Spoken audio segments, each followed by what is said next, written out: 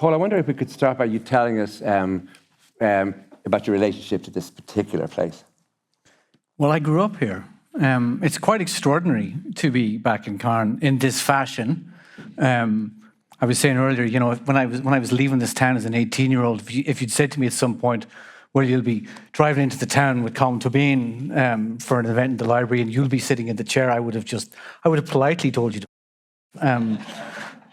But so here we are. I mean, writers are made by their communities. I mean, we secretly like to believe that it's a solitary event. We go into a room and we sit down and we write a book that no one's asked us to do, and that's true.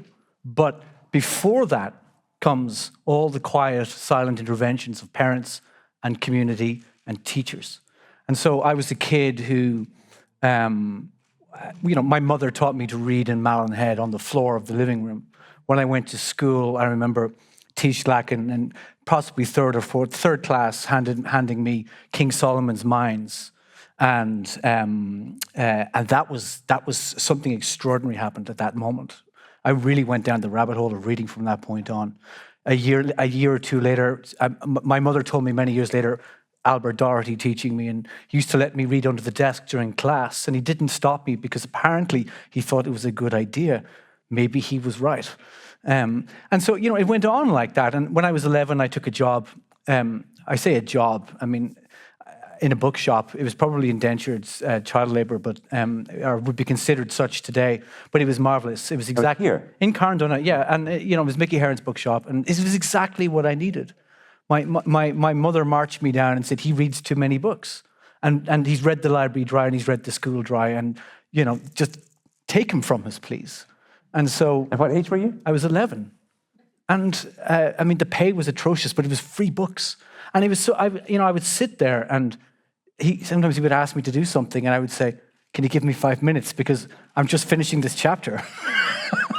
and you know, and that's how it was, and so this is the sort of, it's these small interventions that form you, and I think these interventions are really important because once you become an adolescent, you know, the trouble starts, neurologically speaking and socially speaking too. And so you need to have the habits fixed before, shall we say, 13, you know, because things get tricky after that. So, you know, the habits were fixed in. And so I grew up in a house where both my parents were readers, and there was always books. And I used to look, my dad had been at sea for all throughout his sort of 20s as a radio officer for the Merchant Navy. And he had this press in the room, and it was full of passports of all, because you used to get stamped back in the day, so it was piled high with passports and all these racy thrillers from the 80s. That you mean his old passport? His old passport. So I used to look at the passports and imagine, you know, traveling, but I would also look at these thrillers as a sort of 10-year-old that he wouldn't let me read. So the first thing I did when I got to the bookshop was start reading the books that he wouldn't let me read. So I remember reading The Eagle Has Landed, and that I read that at 11, and suddenly I veered into the trashy adult thriller. Would you tell us about The Eagle Has Landed? I can't remember a thing of it now. You know, anybody?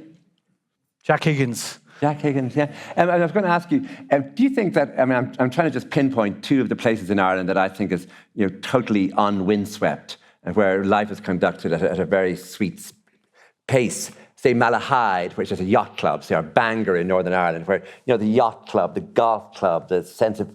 Do you think if you'd been brought up in one of those places, rather than here, it would have made a difference to how you write or how you think, how you feel? Oh, for sure. I mean, there was nothing to do here. That's the thing. And it's really important to state that.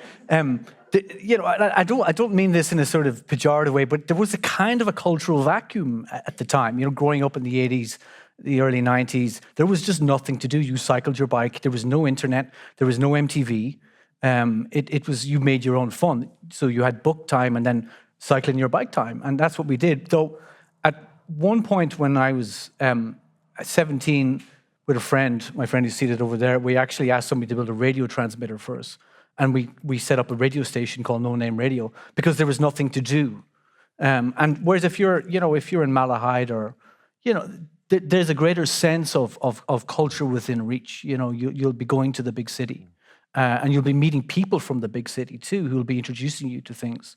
And so when I went to Dublin later and went to university, I was meeting people who I felt were 10 years ahead of me. They'd been experienced to so much culture, so many movies and books that I just didn't know anything about. And were they 10 years behind you as well, in the sense that what your father did every day must have been mysterious and interesting and almost something that must have, nights with the big wind and the storms, must have made you, must have been very dramatic. The idea that, is he coming home now or where is he? When we're young, our parents are mythological figures. Their past has a sort of mythos to us. And so my father being at sea, bringing home stories of, when he was on the Pacific Ocean for very long periods of time. At one point, he was on the Pacific for 13 months without actually leaving a ship. Like, he would just get to shore but not have time to leave. In the Merchant Navy? In the Merchant Navy, and through the 70s. And telling us stories of shipwrecking storms that he was in.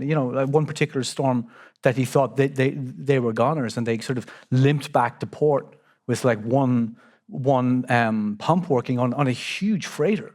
And so these stories, they go in, and then my father working at the Coast Guard and coming home and filling you up with stories of, air sea rescue missions and pulling people out of the sea. And was there a phone in the house or a bell or a sound? No. He would do shifts at Mount Coast Guard. So it'd be, So he would drive out to the Coast Guard. Yeah. And there was a station there with huge transmitters and then later satellite stuff, and they would work shifts, and they'd be communicating with ships out in the Atlantic, a lot of trawlers and stuff like that, and they'd be communicating all the time.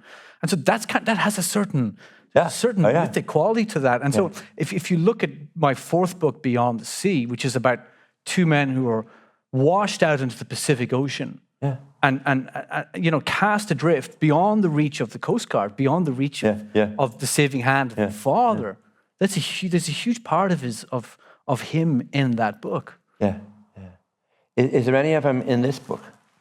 I mean, is there any of the idea of father not only just out working, coming home domestically, but an idea of the mystery surrounding where he is and what's going on, and the children at home? I mean, I'm not asking you if this is an autobiographical novel, Prophet Sam, but I'm just wondering if that experience of even, we often have, I think, in Ireland, but in other countries too, an idea that as you're being brought up, you almost live the experience of an earlier generation. If someone tells you a story about Auntie Kathleen went to Dublin on her bicycle from Enniscorthy, I nearly was on that journey, and there are times when, say I was born in the 50s, that things that happened even in the 20s would be close to me. I would hear about, I would think about, I would feel them as though I'd had them. Just wondering if that Pacific, that story you mentioned about your father for 13 months on that time actually shaped your imagination. I think that the stories that you absorb as children, they go in deep, but they become reconfigured. I mean, when I write fiction, I use almost nothing from my personal life. I use nothing from people I know around me. But they're in there in some fashion. They get reconfigured. I believe it's really important not to write about people who are real. I always think about that. I think people are actually entitled to their privacy. They're entitled to their actual lives. And I've always been uncomfortable with the idea of moving things onto the page. But yet, everything we know, everything we do is reconfigured. It just comes through your own particular filter. And we like every writer has their own mythology. Every writer has their own way of seeing the world, their own sort of attitude to the cosmos and what it contains. And so all my books speak of something that's deeply personal to how I see the world. And there's a sensibility at work in all my novels that belongs uniquely, I hope, to me. But it also it's imbued with the world that I have come from. I mean, I think it's too simple to say, Father Coast Guard, a lot of storms in Donegal make their way into. But I wonder if there's also... drama. If there were moments when your reading really, really mattered, when there was one book or one season, one writer, when you really felt, not that I could do this, but the experience of reading the book was as real as any other experience and entered into your spirit as deeply as did the other things you've just been talking about. The Mayor of Casterbridge. Are you serious? Yes. Now, who's read The Mayor of Casterbridge? Oh, great. Hey, we're in good company. Could you just take us through, just give us the opening? I don't remember the. Oh, the opening, come on. It's a man and his wife and their child are walking into a country town in Victorian England. Yeah. Of course you know. And it seems like it's going to be very ordinary because it's a country fair. Remember this bit? And he gets drunk, doesn't he, the man? Yeah. And he stands up on a platform, and it's a country fair, so people are auctioning things, and he decides he will auction his wife. And you think, this is not going to end well. And you think, even if no one buys her, what will happen that evening? How will they get through the rest of their day even? And as usual, in these stories, over to the side is a handsome stranger. Do you remember that bit? And he puts up his hand and says, I'll buy her. And that evening, the stranger and the woman and the child walk out of the town, leaving the man behind. And you don't know yet who the Mayor of Casterbridge is, or will be. And it's tremendous, isn't it? Well, what happened to me was I had an encounter with what I called truth, novelistic truth. Because I think about 16. And when you're a 16-year-old kid, I was reading a lot of, as I say, a lot of trashy stuff. I was reading Jack Higgins and Len Dighton and all of that kind of stuff. And suddenly, here's a novel that I didn't want to read, that I was forced to read for school. And suddenly there's this transmission of something that I've never encountered before. And it's human truth. And this is what really great writing does. I often think of this in terms of like equations, in the sense that like mathematicians, physicists, what they do is they take something that's truthful and they write it in the abstract. We know it's true, but we don't see it around us, but it's true in the abstract. It's an equation. Great fiction is the same thing. It's an equation of human truth. And this is why the classics endure. It's why they go all the way down to the deep, because you recognize something of life that you will never forget. And when I finished that book, I actually sat down and I just wept. And it's almost laughable, but that's how much I was. And what age were you and where were you? I was in Cairn. I was 16. Right. And that was the moment at which I realized fiction was capable of this kind of power, and also like that it could contain within it the tragic form. Because we had been studying Shakespeare and such, but suddenly the tragic form could work inside the novel. That was a game. You mean people who weren't kings or queens, people who seemed ordinary, an ordinary scene could utterly change. And what is also, I think, there in that novel is a really penetrating darkness that seems to come from elsewhere other than from, say, human decisions, will, people, coincidence even. There's something else. And there's often a mention of there's Roman coins in the soil, but not just that, there's destiny. This is what you're talking about exactly there is what I call cosmic realism. It's Hardy belongs to a group of writers. There's a bunch of them. We will include Melville. We will include Herman Melville. Moby Dick. Yeah, Dostoevsky. Right. Yeah. We will include Faulkner. We will include Conrad in particular. Joseph Conrad. Yeah. Okay. Woolf at certain times. Flannery O'Connor to a great degree. Writers who Kafka. No, Okay. But that's a pub conversation. Thank you. On why not? Okay. But these are writers that seek to capture within a human story the full scale of human experience, in the sense of their writing reaches towards the cosmic. They're writing as though they see us with a cosmic eye, looking down at us from on high. So they're placing us within the cosmos, while also describing the furniture. The table and chairs in the room, but the human condition from a great metaphysical distance. And so that's a very profound skill or attribute to have in fiction. And that's the kind of writing that's always influenced me. And I wrote an essay about it last year because I was trying to articulate this particular flavor that cosmic realism. This is what I came up for. I'm interested in what you said about the table, that as well as Moby Dick being able to describe the extraordinary nature of the sky, the sea, the night, and the efforts to find a way, that there is also, it's a ship, it is an actual ship. There's a moment on page 255 of your novel, Prophet Song. Sorry, I'm going to stop doing this in my class. There's a moment on page 255 that I wonder if everyone here had to write down, say, are there two moments in this book that really made you just think, are I haven't been as frightened as this for a while, but the fright is coming in an odd way. It's coming rhythmically. It's coming, as you say, with the sort of truth attached to it. So it isn't as though I'm being abused in some way by shock. The shock. It is that the shock comes. It's integrated, and it comes in the strangest ways. I just want to give you an example of what happened to me on page 255, and it's the smallest thing. It's place is going to become a hellmouth all over again. The regime is about to agree to let the UN, now the word UN, the UN is coming in here, to open a humanitarian corridor from Lansdowne Road Stadium through the Port Tunnel to the north. Lansdowne Road Stadium is Dublin, and you can see through the Port Tunnel to the north. I hadn't even seen that the Port Tunnel, which is only used for mainly, it's traffic going to the airport, but it's not used, oddly enough. The Port Tunnel is never filled. The idea that people would start going into it and that would be an exit from the city because it's real, because it's named, because it's a real city. And it got me in a second where I was being anchored in a place that while, as you say, the cosmic is going on around it, the actual realism, it seemed to me vital because I knew it was a real city, but that particular journey, seeing it, it's not an obvious journey out of the city. It isn't that you would go down the quays and out. Lansdowne Road, still right. And I suppose the first question would be arising from that. Was it always Dublin?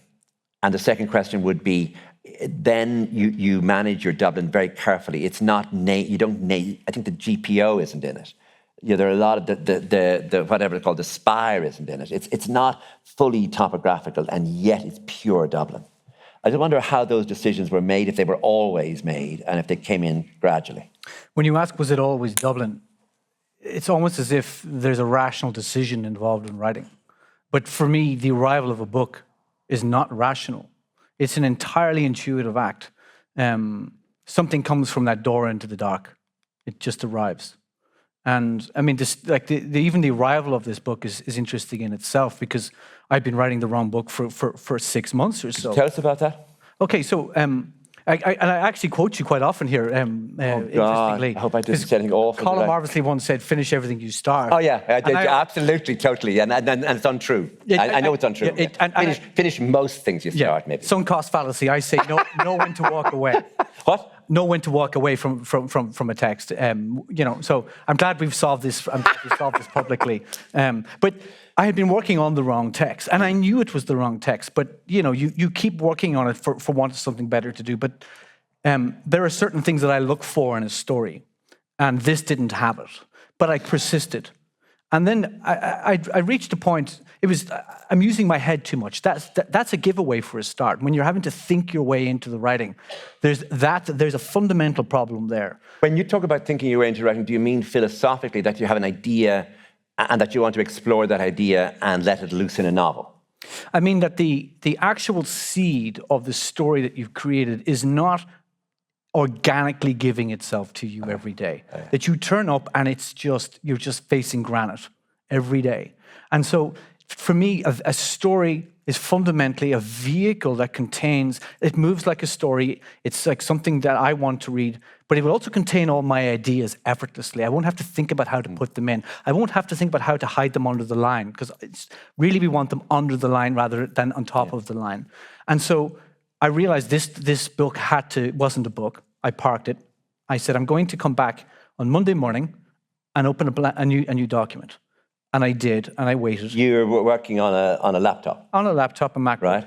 It was 3 o'clock on a Friday. I shut it down. I said, I'm done. I had a sense, the intuitive sense, something else was lurking. Yeah. And this intuitive sense is so important, to be receptive to what's there, to keep that door to the door to the dark open. I came back on Monday. I opened a page. I stared at it, and then I wrote the opening page of Prophet's Song. So everything was there. Without any thought, without any premeditation, Eli Stack was embedded in the opening sentences as a consciousness that seemed to be, to a certain extent, already fully formed.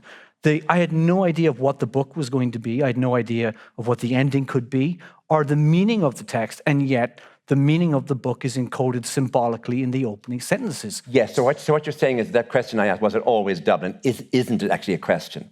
That the whole thing comes with the location, the character, the style, and the moment all together, that it isn't as though you say, where will I set this book? You don't ask that question. No.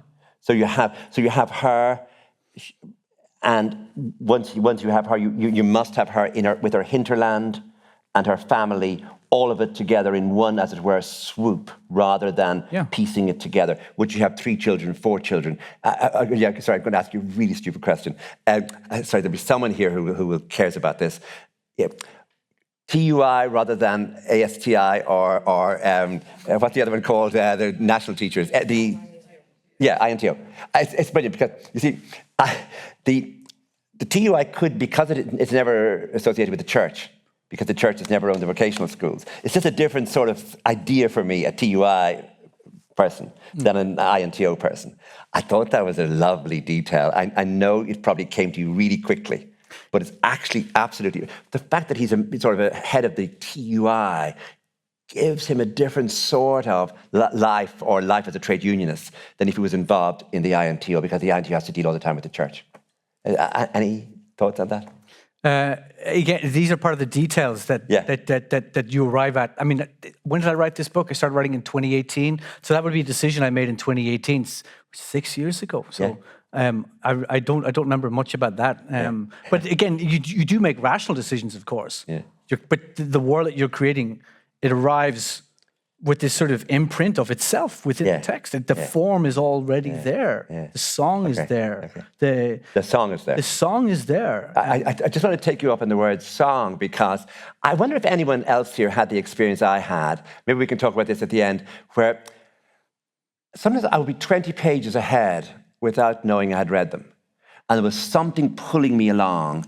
And it wasn't the story necessarily. It was something built into the rhythm, to the style, to the song, to the music that was pulling me along. Because sometimes the perspective became complex as to who was talking to you, but I never worried about that. I was always clear, actually. I was always clear what that was. But I'm saying the reading experience had a strange way of pulling you. And of course, I want to know from you, could you tell me how to do this? Or could you tell us how to do this? Or could you describe the business of, did you write without looking up for as long as I could read without looking up, which really was just say 5, 10, 15, 20 pages I could read without looking up. Did you ever on individual days manage to write like that without looking up? So I'm never going to give you writing advice. That's just not going to happen, okay? I'm quite happy to... Well, come on, give us a break. But what we're talking about here is incantation. It's something I take very seriously. Borges had somewhere along the line said that he thought that fiction would work its way back to the epic form. And I like that idea, to the idea of the incantation, that we've atomized it. We atomized fiction to the quietest moments, we fragmented it to the nth degree. And I like the idea of very quietly running this electrical charge through the sentences. And, in the form of the book, there are these long sentences, and they're there by design. Writing them is a slow process. I don't lose myself. I don't write 1,000 words in one go. I write 200 words in a day if I'm lucky. And so it's a calculated process where I'm just listening to the rhythm. I mean, Virginia Woolf said style is rhythm. And I think there's some truth to that the thing that you're transmitting, the meaning you're transmitting, can actually come from the rhythm. Oh, yeah. And so, like, the way I think about the way I write, which is that my style is mimetic. It's constantly trying to map in, to press into the feeling of what's happening. It will press into the emotions of a character. It will press into the feeling of events. It will withdraw. It will press into the unknown. It will look for the hidden charge of things. And it's trying to transmit that meaning all the time. So it's protean. So the sentences are always changing. They're always moving. They're always responding. That style should be a way of meeting the moment in its unfolding. And so that's how I think about the style when I'm writing. And I'm just trying to get the feeling of the thing that I feel myself. And so I'm at the sentences until it has that feeling. And there's times in the book where the sentences go on for a very long time because we are caught up in something that is unfolding mercilessly. And Eilish is imprisoned within that moment. And there's no escape. And so the full stop became this something that it's not just this throwaway piece of grammar. I would think about it. Is the full stop really required here? Because what's happening is a continuous moment in time. Just want to take the word epic for a second and think, this is a domestic house in a suburb of a city. The issues sometimes are nappies, milk, further food. Is the phone charged? I mean, you're dealing with the very ordinary businesses of life. Now, what's extraordinary about the novel is that you don't decide at any point, let's move into where power lies. And if I want epic, I have to go to who is in charge of all of this, who is running all of this. And there are palpable absences. For example, the husband, the son, that they're just not there sometimes. And then when they loom as ghosts, or they loom as memories, or they loom as subjects of worry. But the extraordinary idea of the book is that the epic can occur in this house, in this woman's consciousness, because actually the epic comes from the style, and the style comes from the rhythm, and the rhythm comes from the way you write the sentences and the way you punctuate and the way you move and the way you establish consciousness and the way at certain moments, as you say, a pure panic, a pure worry, that you don't stop. You need the sentences to move on. You need what might be called lesser punctuation, like a comma. And that what you're actually doing is recreating the notion of epic. That you're saying, actually, I can make you an epic in a semi-detached house in Dublin. I can do it now. And so you're moving the epic from ideas of power to ideas of powerlessness. Yeah. That it's her very powerlessness that allows her to have what we might call epic feelings, which is that her constant way of thinking and feeling are at a level, a pitch that you pitch with style that is what we might call advanced. In other words, while there's a nappy, the word nappy, it's not as though that becomes a serious matter, because if she runs out of milk, the baby will suffer. But you don't, just the way you describe it allows for us to feel that something enormous, something momentous is occurring in the lives of what we might call middle-class people. I love the way you've put that, and it's. Well, sorry, I was too long, but I mean, there's lots of comments. It's more than 200 words. It's more than 200 words. There's plenty of well-placed comments, so we were okay. We got there with you. I had this image when I was writing this book in my head continually, which was that I was going back to the Iliad, but I was turning it inside out. You take the Iliad, you have foregrounded the politics, you're foregrounded the heroics. That's what the epic did. But if you turn it inside out, well, I mean, you arrive at Eilish Stack, you arrive at, as you said, somebody who's not at the center of power. And there's a metaphysical reason for this, is, we live our lives, we do not live our lives at the center of power. And I mean, even now when we're trying to understand the unraveling moment that we find ourselves in, we truly can't put our finger on all of it at any one time. We move through our own moments with just a matchlight in the dark. That's how we live our lives, trying to make sense of the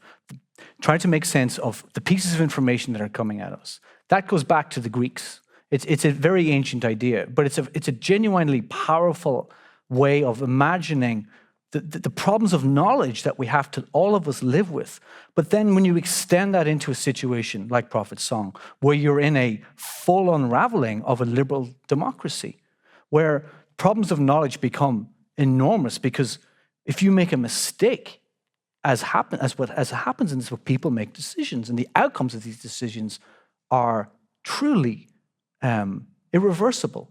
And so there's no room for error. And yet Eilish moves through the labyrinth, step by step. There's no way of knowing. She must make decisions, but she's got no way of knowing. And all of us live our lives like this. This is the human condition. But in Prophet's Song, the idea was to push the politics to the background, because when you do, if you articulate a political crisis per se, you zone in on that. Well, first, for a start, too many other people have done that. The second thing is hold on. Just give us that again. You mean that if you homed in on a very particular set of circumstances that everybody knows that are written in history? If you identify the politics of the regime, yes, then the book becomes about that politics. That's just how. Yeah, I think that's a really important matter. I'd just like to stop you there for a second with that. You mean that if you said, this is what Fine Gael will eventually do to us all, or this is Sinn Féin rising, this is the Shinners now, this is what they're going to do to us. And everyone says, oh yeah, this is you writing your anti-Shinner novel. Exactly. Or if it's some other group emerging, anti-immigration, like you're suddenly caught as a novelist by in a sort of a trap of saying, well, I now have to start saying, is somebody, Michelle O'Neill, for example, are you using that idea? Yeah. And I found the absence of that more chilling and in a way more convincing. The fact that this is coming from somewhere you don't have a name for, but everyone knows what it is. It's not as though it's new to people. It's been rising, it's been coming. And of course, if the TUI is beginning to demonstrate outside the Department of Education, that in fact is a breach of something that's new, a new set of rules. And we've had this in so many countries, watching that happening, as though out of the blue to us, but not to them, so they don't even need to name who in Syria, for example, is causing the grief. It's known and it isn't mentioned. But I think it's a vital area because it'd be so tempting to think, let's imagine the Greens turned really unpleasant in Ireland and started to ban water. And you think, yeah. That's a Leaving Cert essay almost from 1960-something. Yeah. But bringing it into an area that's not necessarily metaphysical because it's quite filled with rules. It's quite filled with bureaucracy. It's quite filled. The Gardaí get mentioned. It's an Ireland we can almost touch. Yes, but the alienation that it creates in the reader is a metaphysical alienation. Okay, give me that. Well, that sense of being caught up in something that you don't know quite what it is, that you're alienated from the world that you live in, is a very powerful. We talked about Kafka was the master of that particular alienation. And I remember when my French editor, Francis Giffard, read this book and he phoned me. And that was the first thing that he wanted to talk about. As a Frenchman, of course, he picked up on that. But it was the alienation of the particular time that this character is in, but how it maps out into our own lives in the time that we're in now, in which we all feel alienated in the age that we're in. And there is all of a sense that we all have this sense of some kind of epochal change. Something is happening. But how do you put your finger on it? How do you identify it? You can't. It's just too great. There are too many moving parts. And so this is the thing that always just lies beyond our reach. But hold on. I found the book also today, intensely political in the sense of saying, here is the leafy suburb. Here is somebody driving home. And here is the Port Tunnel. And in any second now, watch. This could come, and it could be now, and it could be here. And then you think, well, this is what it must have been like to be in Aleppo. This is what it must have been like to be, say, in Chile in the time of Pinochet. One day you're walking down your leafy street, and the next day there's no one on the street, and the third day there's a van on the, and that has happened politically easily in cities, but not in ours. And so you think. In Ireland sometimes, particularly in Ireland, I think you think, well, actually we're over all that. That this is always going to remain a very peaceful, easy place. The Gardaí are unarmed, most of the time. And there's a sense of low crime, and there's a sort of complacency built into that we all have our nice lives. But actually this is very sharp in that sense because it makes you, even today, looking at the city, just because I had read the book again, for this, right, there's no one on Leeson Street. This is like 9 o'clock in the morning. Why is there no one on?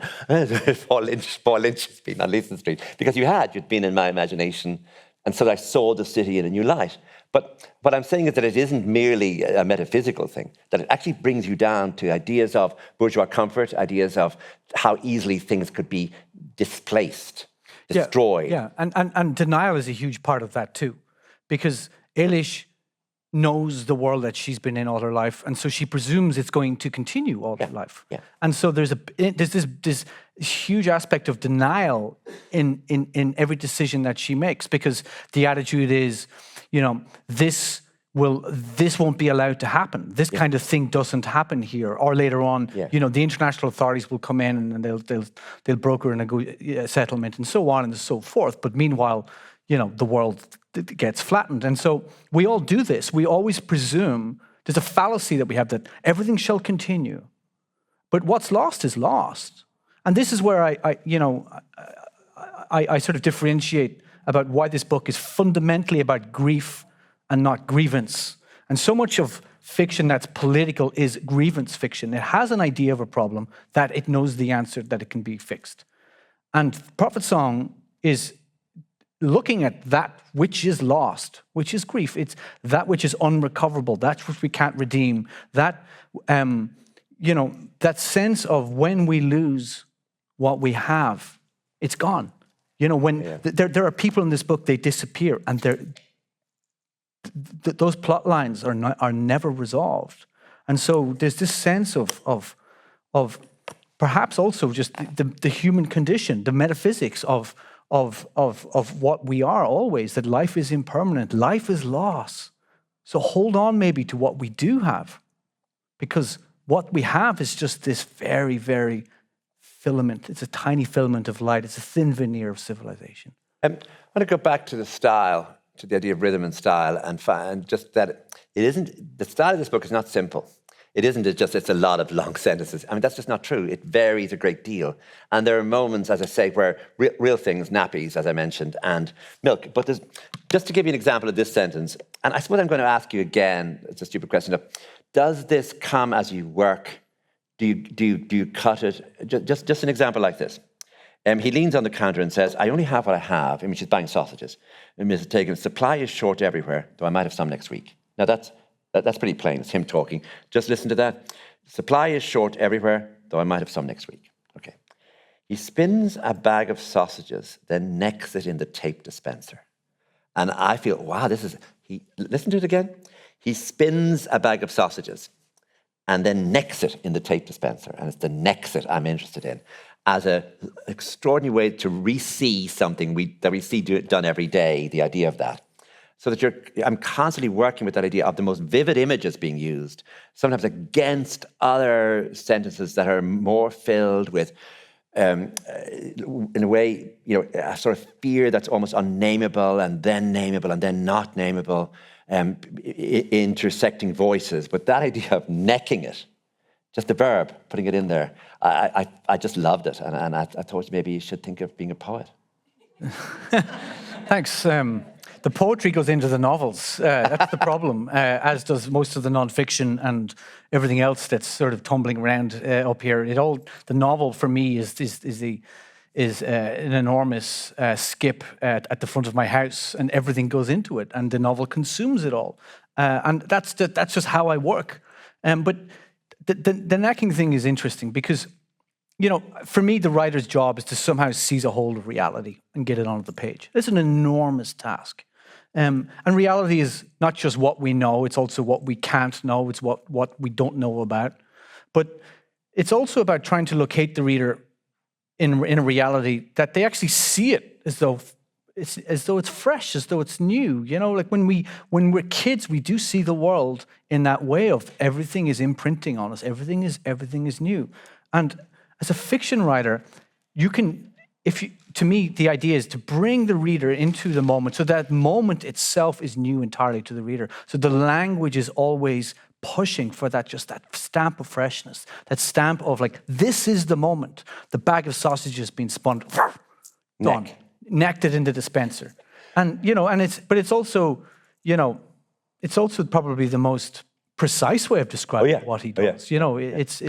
Yeah, I mean, it allows us to see it so that we're back in that moment, despite the fact that there are areas of this novel that have not occurred, as it were, speaking of reality, that they have not as yet occurred, except, of course, in the book, that the necking puts it in, hold on a minute, I am filling this book with things, with images that are precise, that are exact, and that are visual, that are ways of making you see. Yeah, I mean, for me, the image is fundamental. And I say that there's almost like two categories of image. The image is an image that comes from your subconscious that all artists talk about. That you get these ideas, they come up as an image.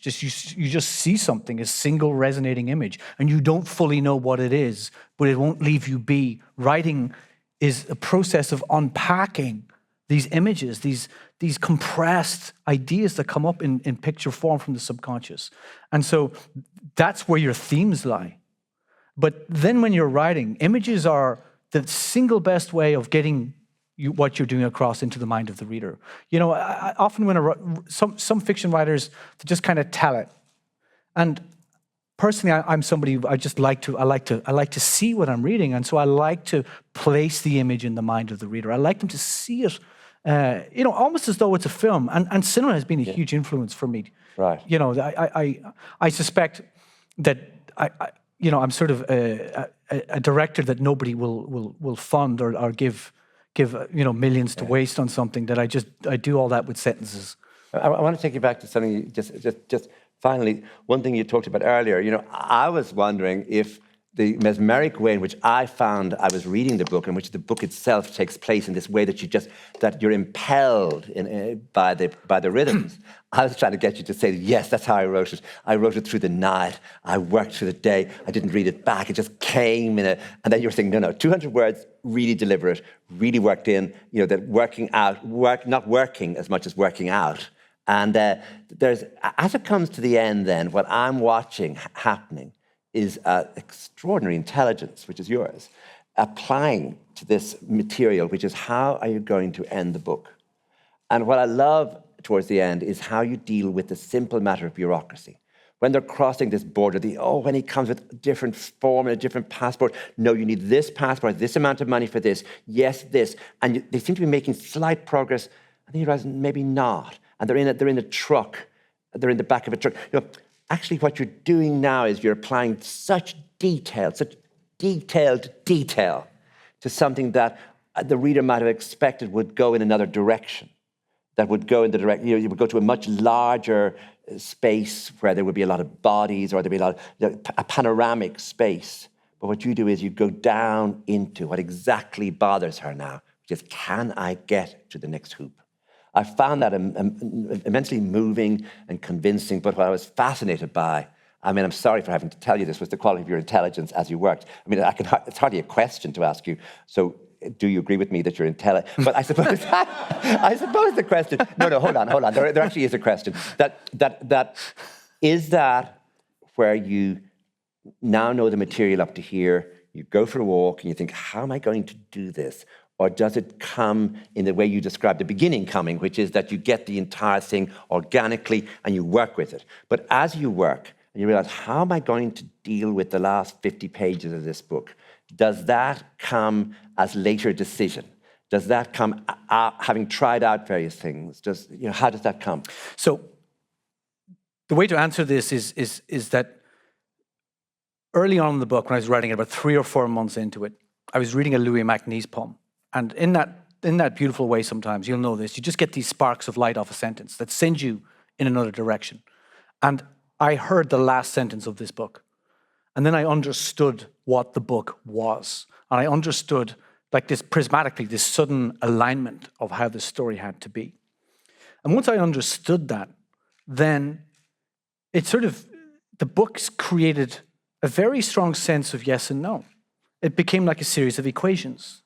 And so I wrote listening to what was true, what was not true. And the book would say, no, anytime I would even consider something that might be fanciful in the way that novelists do, that we like to send our characters off. And the book just said, no. Yeah. And so what I'm talking about is this sense of an equation, of a very strict equation. And so on the last 50 pages, I was writing the last equation. And I'm just that's how I thought of it. And I'm just listening very carefully to the truth. We talked about human truth earlier. That's the fundamental testing mechanism for me. That's what I look for. And so that's how it unfolds. Right. That's fascinating. I would have, no, I would have thought, shut up, Colm. It's time for but I mean, I'm saying I would have thought that real decisions had to be made by you about the material. But what you're suggesting is the material itself created a sort of momentum, and that you couldn't that then dictated what would occur itself. So if you tried out something, immediately it would fall away, and it would lead you towards the next thing. Younger writers, and I teach in Maynooth now, often they're working on the material and they're just splurging ahead. And they've got something here and they really like it, but then they've got to get from here to there, and they're trying to find a way to bridge it. And they're struggling because, they have to force it to happen. Yeah. And so I work in a different kind of way. I work in that sort of, just piece by piece by piece. And so the truth is built into it. It's built into the inevitability, the logic of what has to unfold, of what is unfolding. That there's, that at any moment in time, the path we're on is there can be no other path. This is it. You're on this. You're on this road, and so it's about being on that road and listening to what that road actually is. And the book, at least for me anyway, the book always tells me, or in this book, it certainly did. Thank you very much. That's a very good piece of advice. Thank you very much.